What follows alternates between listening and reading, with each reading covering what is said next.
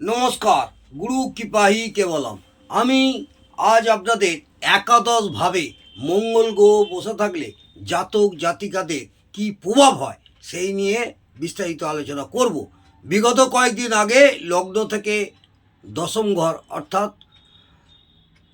10th house পর্যন্ত আমি আলোচনা করেছি। এই একাদশ ভাবকে আমরা সাধারণত আয় ভাব বলি। এই 11th হাউসে মঙ্গল গ্রহ বসে থাকলে জাতক জাতিকাদের আর্থিক অবস্থা খুব ভালো হয়। আর্থিক অবস্থা খুব ভালো হয়।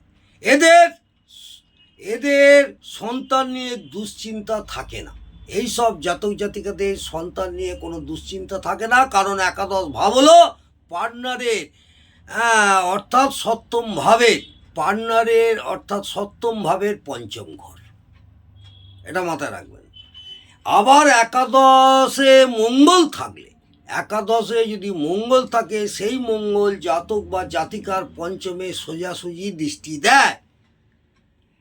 এই মঙ্গল যদি ষষ্ঠ ভাবের সাথে যুক্ত হয়, সঙ্গে যুক্ত হয়, তাহলে সন্তান রোগ জ্বালাতে ভুগতে পারে। এটা মনে রাখতে হবে। আবার এই মঙ্গল যদি অষ্টমের সাথে সম্পর্ক স্থাপন করে, তাহলে সন্তানের মৃত্যু পর্যন্ত হতে পারে, অপারেশনও হতে পারে। এরা খুব লড়াই করে জীবনে সাফল্য অর্জন করে বা করতে হয়। এই মঙ্গলের সাথে বুধ বৃহস্পতি ও দ্বিতীয়ভাবে সম্পর্ক স্থাপন হলে রেভিনিউ বিভাগের কর্ম থেকে, এবং শুক্র ও শনির সাথে সম্পর্ক স্থাপন হলে জুতোর ব্যবসা থেকে ভালো আয় করতে পারে। কারণ শনি হলো চামড়ার কারক গ্রহ, মঙ্গল হলো কাটিং করা ও মেশিন, এবং শুক্র হলো সৌন্দর্য বা ডিজাইনের কারক গ্রহ। এটা মাথায় রাখবেন। সৌন্দর্য বা ডিজাইনের কারক। এই মঙ্গল খারাপ অবস্থায় থাকলে, জাতক জাতিকাদের এই মঙ্গল খারাপ অবস্থায় থাকলে, অর্থাৎ অশুভত্বের ছোঁয়া পেলে, তাহলে এদের বড় ভাই বোন বা বন্ধু বান্ধবদের সাথে সম্পর্ক খুব একটা ভালো থাকে না। এটা মাথায় রাখবেন। কারণ একাদশ ভাব থেকে বড় ভাই বোন ও বন্ধু বান্ধবদের বিচার করা হয়। এরা খুব প্রভাবশালী হয়, এদের নাম যশ প্রতিপত্তি থাকে। এইসব জাতক জাতিকাদের নাম যশ প্রতিপত্তি থাকে। হাঁটু থেকে পায়ের পাতা পর্যন্ত অংশে রক্ত চলাচলের সমস্যাও হয়। আবার যদি শনি এই মঙ্গলের সাথে সম্পর্ক স্থাপন করে, মন দিয়ে শুনুন, আবার যদি শনি গ্রহ এই মঙ্গলের সাথে সম্পর্ক স্থাপন করে, তাহলে এই অংশের হাড় ভেঙে যায়। কারণ কালপুরুষের অঙ্গ বিভাজন অনুযায়ী হাঁটু থেকে পায়ের পাতা পর্যন্ত অংশ একাদশ ভাবে পড়ে। এদের বৌমা বা জামাইয়ের সাথে সুসম্পর্ক থাকে না। এইসব জাতক জাতিকাদের বৌমা এবং জামাইয়ের সাথে সুসম্পর্ক স্থাপন হয় না বা থাকে না, বা বৌমা বা জামাইয়েরও বিচার করা হয় এই একাদশ ভাব থেকে। এদের বৌমা বা জামাইয়ের কাছ থেকে দুঃখও পেতে হয়। এবং এই পঞ্চম ভাবের সপ্তম ঘর অর্থাৎ একাদশ ভাব হলো সেই সন্তানের পার্টনার, ও মঙ্গল হলো ঝামেলার কারক।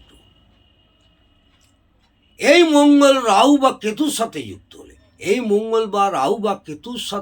হলে অসামাজিকভাবে অর্থ এরা অর্থ উপার্জন করে। এই মঙ্গল যদি পাপদৃষ্ট, পাপ পীড়িত, পাপ মধ্যগত, শত্রু গৃহগত, দুস্থানগত বা দুস্থানপতি হয়, বাদক স্থানে বা বাদকপতি হয়, নিচস্থ বা নাশস্থ হয়, অশুভ অ্যাসপেক্টে থাকে, ষোড়শ বর্গে বল কম পায়, তখন সমস্ত শুভত্বের পার্সেন্টেজ কমবে। আবার কিছু কিছু ক্ষেত্রে খুব অশুভ হলেও উল্টো ফলও দিতে পারে। অর্থাৎ উপরিউক্ত ফলগুলো কতটা কার্যকর হবে সেটা মঙ্গলের শুভত্ব অশুভত্বের উপরে নির্ভর করছে। শুভত্ব অশুভত্বের পার্সেন্টেজ কতটা বেশি বা কতটা কম সেটাও দেখতে হবে। আজ আমি মঙ্গল গ্রহ একাদশভাবে থাকলে জাতক জাতিকাদের কী প্রভাব হয় সেই নিয়ে বিস্তারিত আলোচনা করলাম। আগামী দিন আপনাদের দ্বাদশভাবে মঙ্গল গ্রহ থাকলে কি প্রভাব হয় সেই নিয়ে বিস্তারিত আলোচনা করব। আমার ভিডিওটি ভালো লাগলে অবশ্যই একটি লাইক করে দেবেন, যদি ভালো না লাগে লাইক করার দরকার নেই। কমেন্টে জানাবেন কেমন লাগছে। যারা আমার চ্যানেলে নতুন তারা অবশ্যই সাবস্ক্রাইব করে রাখবেন এবং পাশে বেল আইকনটা টিপে দিলে আগামী দিনে আরও ভালো ভালো বা সুন্দর ভিডিও পেতে আপনাদের অনেকটাই সাহায্য করবে। আজকে এই পর্যন্ত।